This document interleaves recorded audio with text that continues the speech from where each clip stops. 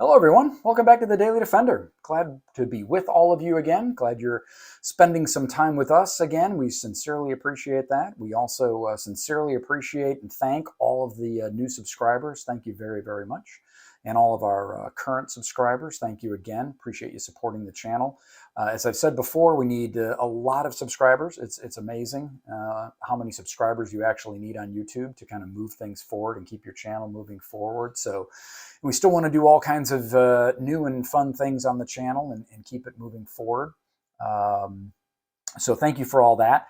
Also wanted to say thank you for all of the comments and likes, and please continue to keep those coming. It's, again, great to interact with you all.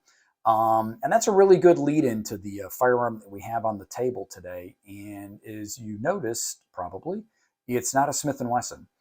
And that's okay, even though my love and kind of my passion is with Smith & Wesson, and I've said many times on this channel, I'm just amazed what they've been able to do over their 170 years in existence, and all the innovations and all of those things that we've talked about in other videos. But one of the other companies that I have an enormous amount of respect and time for is H&K. And this leads me also into the comment topic I just made, because we had again, like I said, we had a lot of nice comments recently, and I really appreciate that. And as I've said before, I love interacting with all of you. But there were a couple comments that were really interesting and kind of got me thinking, and they were in reference to one of the I think it was the last third gen Smith video I had done, and that was, do they really make them that way anymore? Quote unquote. Do they make them that way anymore? And it really got me thinking a little bit about that question. And I guess and this intro might be a little bit longer than normal, but we'll eventually get to the pistol, I promise. But that really got me thinking a little bit, and I thought it was really an interesting topic to kind of bring onto the channel. Do they really make them that way anymore? And I think it's also a question of, what does the market really want or need? And I think we got to break that down into, the market today is so different than what was being built, let's say, in the 80s, and I'm going to call it the 90s, because this H&K USP that we have on the table is going to, as we get into the deep dive, we're going to talk a lot about HK's involvement in building this pistol and why, and the torture tests that they put it through, and the MK23 as well for US SOCOM. But these comments about, do they make pistols like that anymore? I'm not really sure they do, because I think the market has shifted, and it got me thinking a little bit, because I was actually contemplating this topic several months ago, maybe 6 months ago. And really got me into H&K pistols in a pretty recent way. But this topic of, do they make them that way anymore? I don't think it. Unfortunately, I'm not sure. We're not privy to all of the engineering and quality control and production capability, or at least I'm not privy to that yet. Maybe the channel will elevate one day, and certain manufacturers will let us have those kind of interviews. But the firearms, I think, that are being made today, and really the market is always driving that, right? They're looking for a lot of different models in a product series. They're looking for a lot of innovation year after year after year. They're looking for modularity. They're looking for ergonomics, a whole host of things that are great topics and great subjects, and should certainly be part of our firearms community and firearms production. But again, did they make them that way in the 90s? I think it was a different criteria, and that's really what we're going to kind of, like I said, take a deep dive when we're talking about this particular H&K, because I think it was made to a different customer base, and so for different reasons. There was more. Keep in mind, the concealed carry hadn't really exploded yet, like it has in the last decade or two, and that's fantastic. But again, back in the 90s, late 80s, mid 80s, 90s, there was still a large focus on duty weapons, right? Duty firearms for law enforcement, military, government contracts, etc. And so I think the build criteria was a little different back then. Now it'll be great to have more comments, and maybe some of you will argue that point, or are well involved in, well known or involved in what current firearm production is today. But I got looking at these H&K pistols, like I said, maybe 6 months ago, maybe longer now, actually. And I have to admit, the H&K product had really passed me over for a number of reasons. And again, I'll kind of get into that in the deep dive. But I think I had bought into the negative hype in the past, decades past. They're too big. The controls are too large. The triggers aren't good. The mag release is in the wrong spot. This, that, and the other. And I had honestly dismissed them, unfortunately. And again, I'll get into this deeper into the video when we get into the firearm itself. But I've actually really kind of reevaluated, I guess, if you will, some of my criteria for a carry firearm and what I'm looking for and what I want to carry now. And I'll talk a little bit about that again deeper into the video. But the H&K product for me right now is really checking a lot of boxes. And it's interesting because, again, this USP platform that we have here on the table dates back to the 90s. And a lot of it also has to do with, my interest in shooting double action, single action. Yeah, these H&K pistols have really struck a chord with me, and like I said, I've reevaluated, relearned what H&K was doing, what they've put forth, and I've kind of made my own reevaluation on, is this the right firearm for me? And I've determined that the 100% answer is yes. So as much as I have my affinity and my collection interest in Smith & Wesson and still love everything that they do, and as I've said many times, their products are also very well engineered and made, especially back in the day. But these H&K pistols have really caught my attention, struck a chord with me, and that's why I wanted to spend some time on a video. So I apologize for the lengthy intro, but I thought it was kind of important to explain why we've got an H&K on the table, why we'll probably have more H&Ks on the table moving forward. We're not going to forget Smith & Wesson. We're not going to forget revolvers and all that good stuff.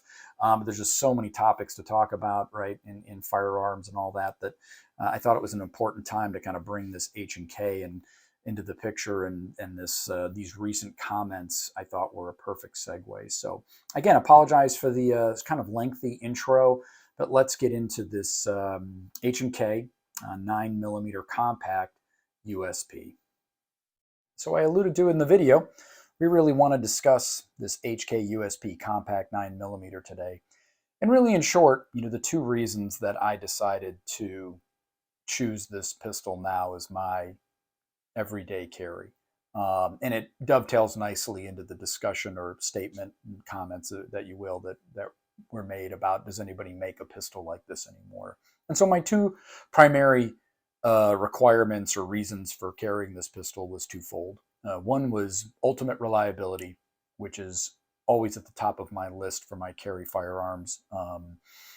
And the second, which they're kind of intertwined, was to get to a firearm very similar to my Glock 19. I had carried a Glock 19 for over a decade and had trained with it, and actually really liked the pistol.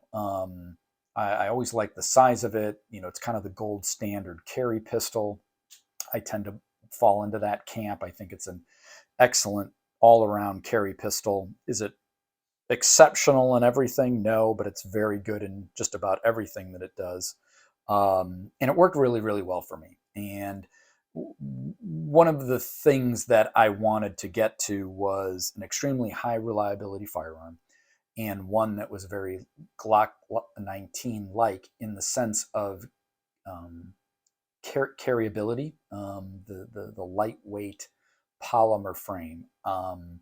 When I had moved out of striker fire to double action, single action, I had really struggled to find a firearm like that, right? I moved to SIG in a 229 or even a CZ for a while.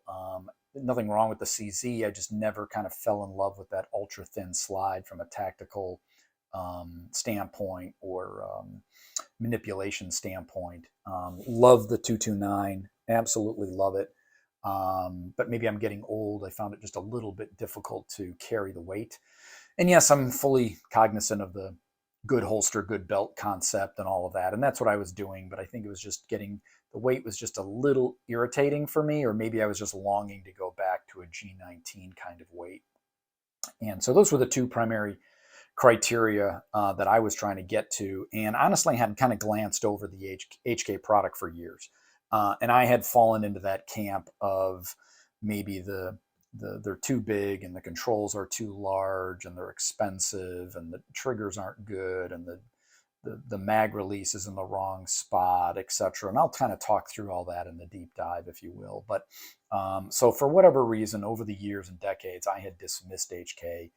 And unfortunately for me, completely incorrectly. This was a pistol that's been out since the 90s and was really checking all my boxes, except I just didn't know it.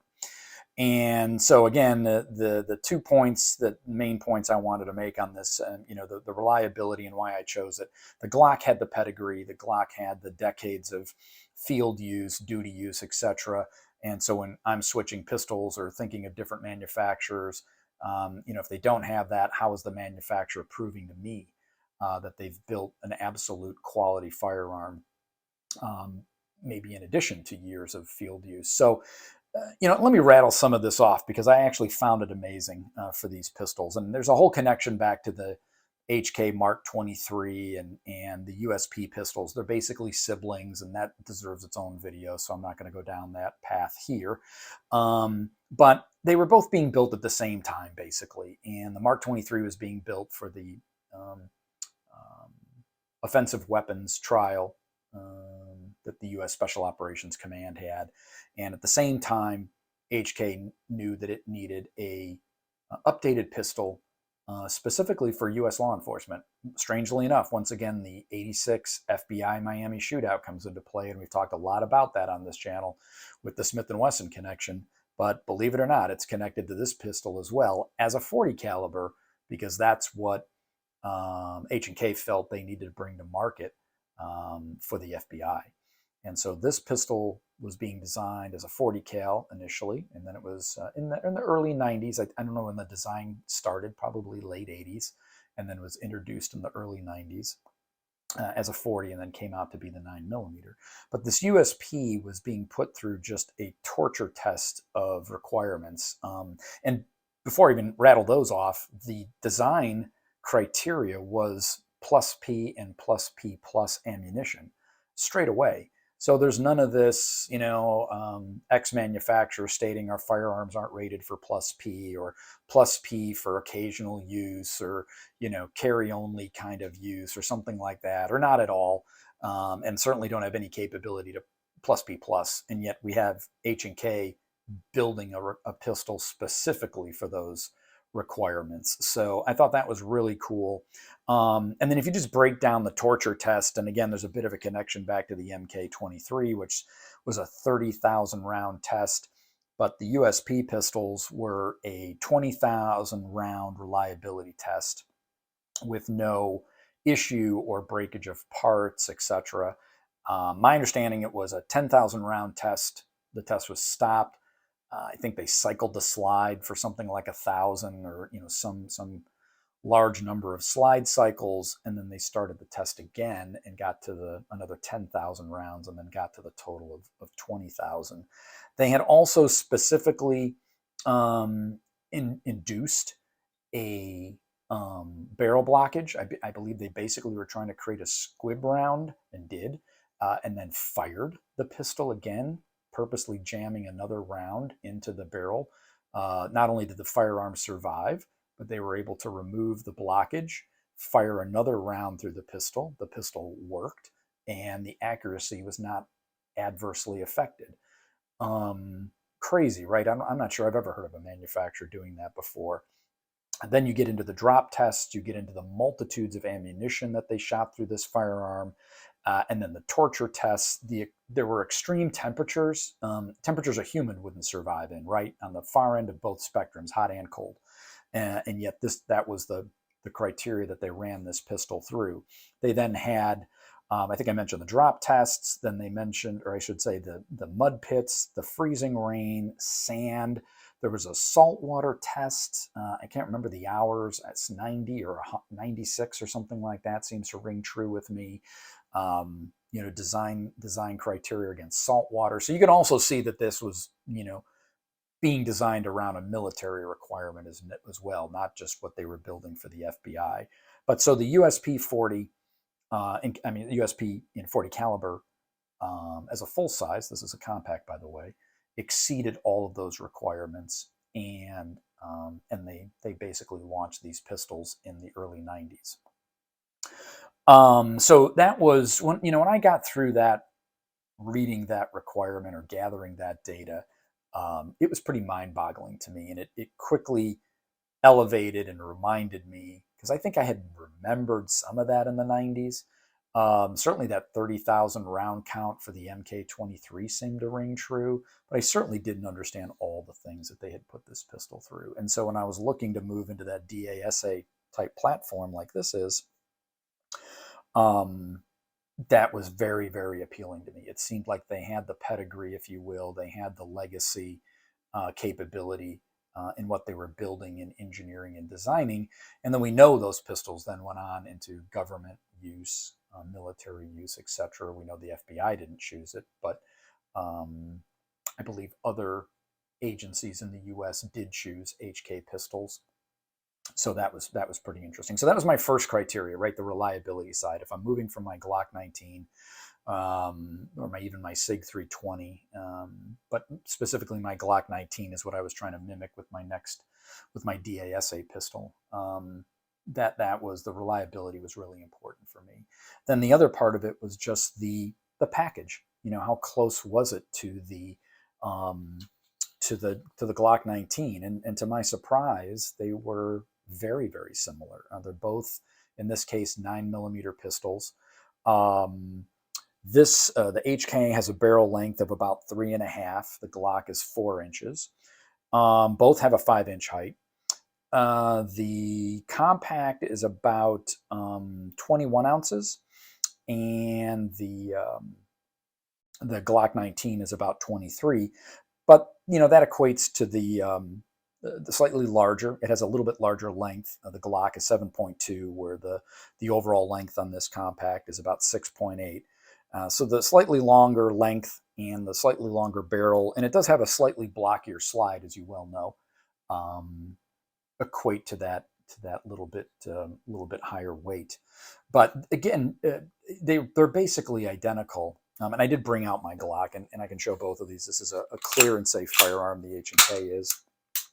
And I did bring a Glock 19, although it has my a weapons light on it. But this is clear and safe as well. And so yeah, those specs that I just rattled off, I mean, the two pistols are very, very similar in size and weight. And that was very important to me because, as alluded to, the SIG 229 was starting to get just a little bit irritating for me. And I just always found the Glock 19 super easy to conceal and carry. And again, I think that's why it's kind of the gold standard. But for me, I just didn't want to go striker fire anymore. As a civilian, as my carry gun, I've made a conscious decision, or my personal decision, to go DASA. I just think that's better for me, and I really enjoy the platform anyways. I think it's a bit more challenging to shoot. So I've kind of really enjoyed the platform anyway. So those were my two goals. My goal was an ultra reliable pistol and a manufacturer that I had a lot of faith in, and physically size-wise to my Glock 19. The pistol itself, let's just kind of do our normal walk around, right? And we may still compare it back to the G19. So as I stated, the USPs were introduced in the early 90s and still made today. This is basically a current production model. This isn't something from 93 or 98 or 2002 or something like that. This is a current production state. And I kind of already rattled off all the specs to you. But if we do our usual walk around, we've got a steel slide. And this, again, coming back to another part of H&K, they have a specialized coating that they state. It's HE, and it's hostile environment. And they actually claim that they coat every major, quote unquote, metal part with this HE coating. I don't know if it's specific. I believe it's proprietary to H&K, but it may be very, very similar to others as well. But just the fact that they're spending that amount of time as well, again, on the coating and all of the major metal parts was impressive to me. I had also come across some information that other parts like springs and smaller parts were also specially coated to pass these saltwater tests. So again, it just seems layers and layers and layers of this engineering, ultra engineering, to create an extremely reliable pistol. And I always knew H&K had that reputation. I just never really understood the depth of it. And I think I had kind of believed some of the negative hype. And I'll kind of explain how I've gotten by the negative hype, or what I believe really wasn't negative hype.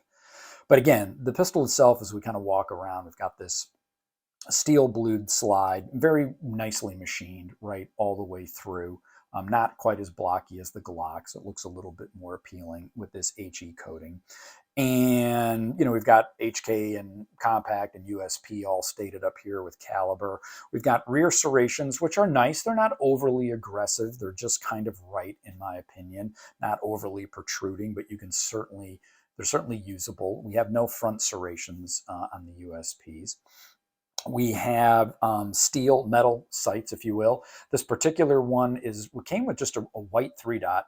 And so it was simple enough. I decided I just paint the front sight orange because I really like that. My eyes pick that up really well. I've used that on other pistols, and it just works for me. So I did that. If you look at this side of the slide, you also may have picked up on this very large heavy-duty extractor. This was another engineered thought or component, whatever you want to call it, built into the H&K pistols, were these very beefy, robust extractors. So another great point there.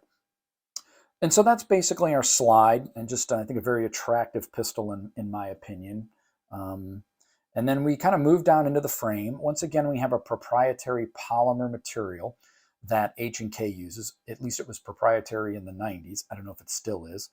But that was their choice of their polymer frames, which again has proved themselves out to be extremely robust. I believe they use the same polymer on other firearms that the polymer material on other firearms that they make. One of the negatives on the H&K, if you will, is this proprietary rail, which is still here on the USP. They've since moved away from this and gone to the pick rail on other models. So if this is extremely bothersome to you, you can look at some of the more current models. I'm not going to put lights and lasers on this particular firearm. I'll do that on some other H&Ks that I have. But this is going to be a very clean, simple, streamlined carry piece that I'm going to use this for. And I always carry a separate hand light with me all the time in my pocket, so I don't feel like I'm really missing anything. But kind of moving through the frame, we've got these 2 controls here. As you notice, there's no controls on this side, on the right side, so this is not an ambi setup kind of pistol. Here again would be one of the a knocks, if you will, that these controls are big and large, and they certainly are, compared to a Glock 19, as we showed. I mean, this can't be any more streamlined, right? But I personally didn't find these to be overly intrusive or a problem. Is the slide stop, slide lock larger than maybe normal, or certainly larger than the Glock we just looked at? Absolutely.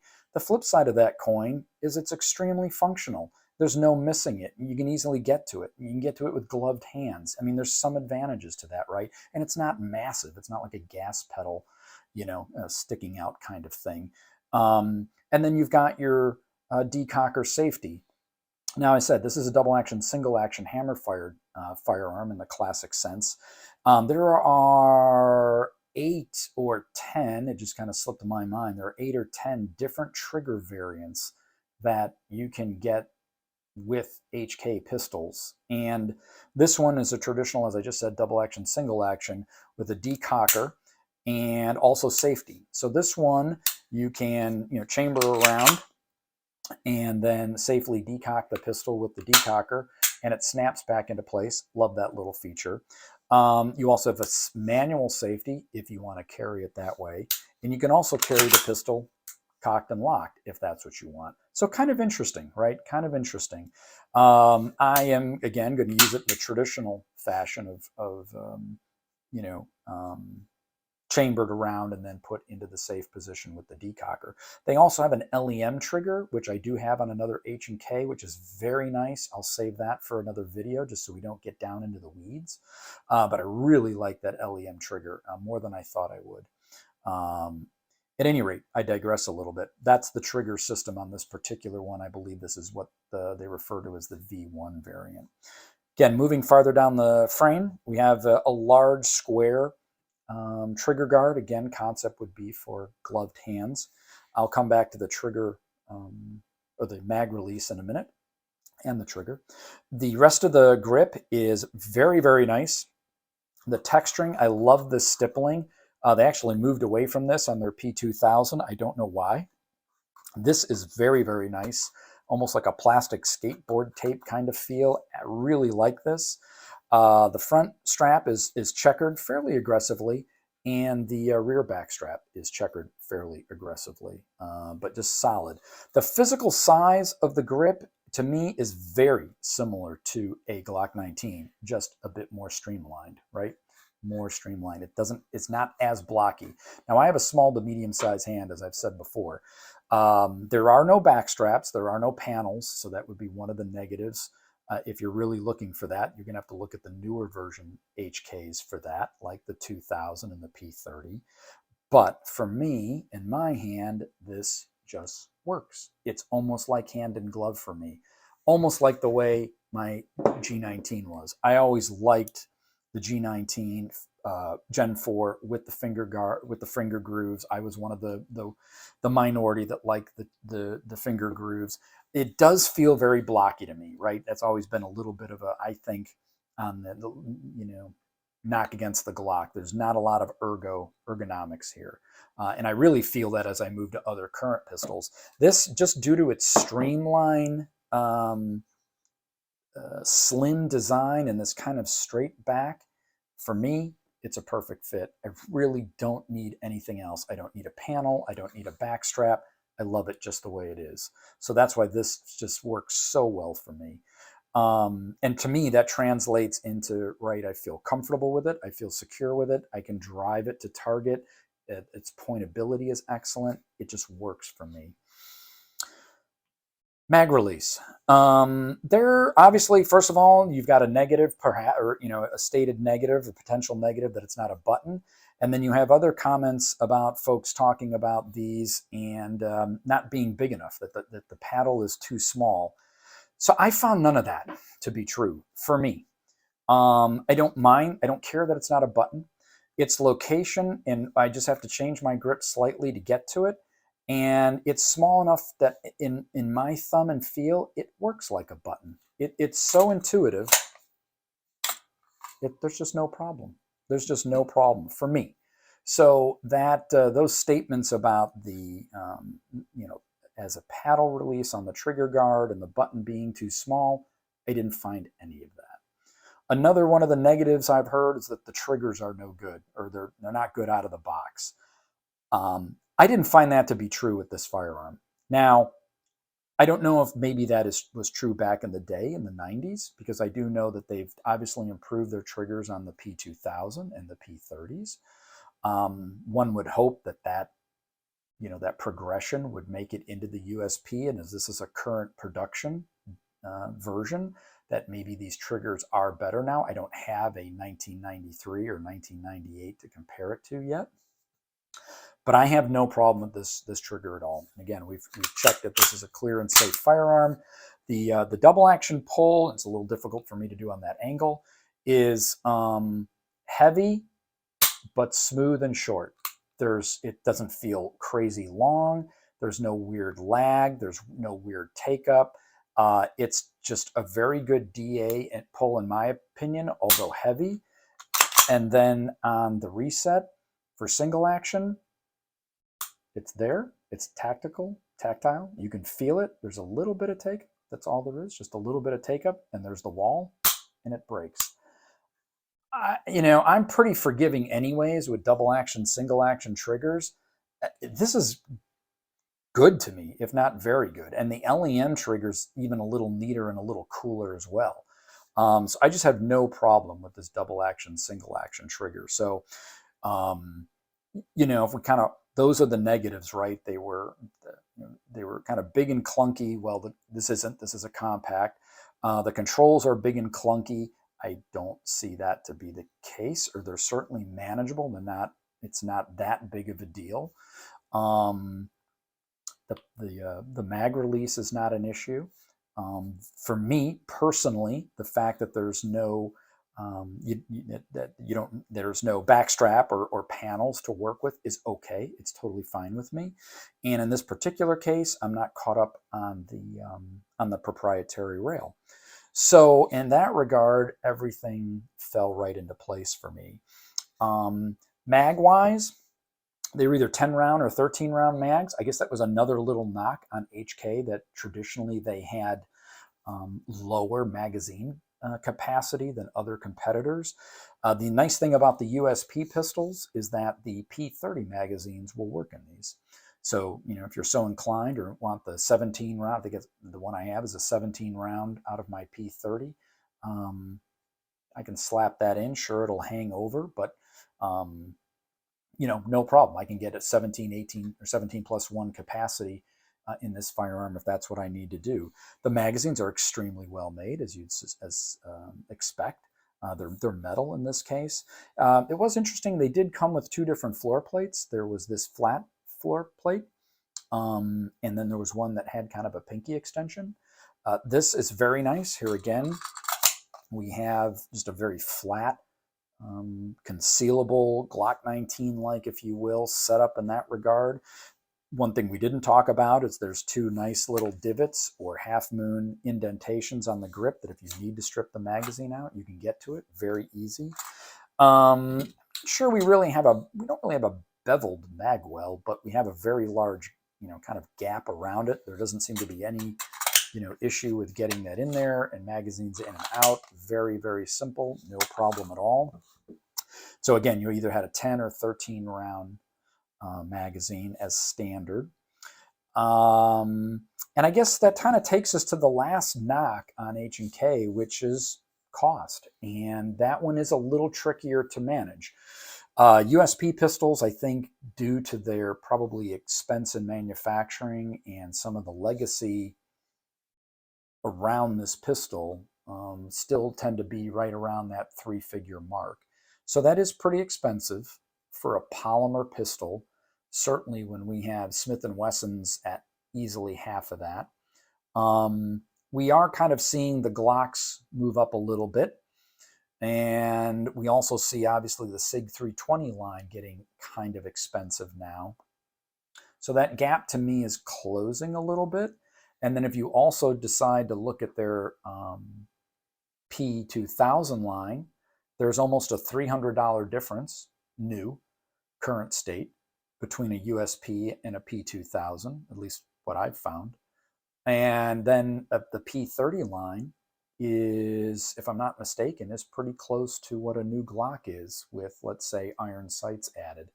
So the USPs are still expensive. I think you're paying for their premium product in their lineup. You're paying for their top line product if you're interested in the USP. I have the P2000, I have a P30, I have a number of other HKs, and I am probably biased just because of the engineering data that I've now come across and the design criteria and the torture test that I mentioned to you. I know a lot of the product features have carried over into the 2000 and the P30. It seems to get a little, I can't seem to triangulate or get firm confirmation that those particular pistols, especially the P30, I think maybe the P2000 is much, much closer to the USP version. But my point is, I'm not sure they've really put the P2000 and the P30 through the same level of torture tests that the USPs were. Here again, it would be great to hear from you folks if you've if you have knowledge of that or have that data or understand that linkage or lineage better between the USP, the 2000, and the P30 line, that would be great to hear. But that's really what I wanted to kind of come across in this video. And again, it ties back to that. Do they make them like that anymore, or does anybody make a pistol like that anymore, like some of you folks had commented on? And unfortunately, I believe that it's not, they don't. This might be the last of the group that's really making pistols that way. As I just alluded to, I'm not even sure H&K's own line is made to that level any longer. The 2000 and the P30, the VP9. It would be great to understand that better. But for me, going back to those two criteria, just to kind of sum up this video, reliability, and the box is checked for me. I have total faith in the H&K engineering and their design capability with this USP. And then did it kind of take me back to those other boxes that I wanted to check with the Glock 19, specifically the compact, concealability, weight factor, and it did. So it's kind of a light bulb moment for me on the H&K. As I alluded to, I had kind of passed over that information years ago, decades ago, unfortunately. I really just didn't take the time to do my own review and investigation of the pistol. And so I encourage you all to do that with everything that you're reviewing, firearms wise. But again, this just for me checked all the boxes. Hopefully it's interesting information for you guys. Maybe you did some of the same things that I did and just said, oh, they're too expensive, they're too big, they're too clunky. This isn't right or that isn't right. I just didn't find any of that to be true. It just worked so much better than I expected it to, that I just couldn't be happier with the product. And it's really made me an HK fan. It is, like I said earlier, that my fascination and collection and love of Smith & Wesson is one thing, but this product quality, build quality, and what I was looking for, HK's really just done the job. So I hope you guys liked the video. I hope the information was useful. Thanks again for the time. Sorry the video was a little longer in the intro, but hopefully it was good information. And we'll see you next time on the Daily Defender.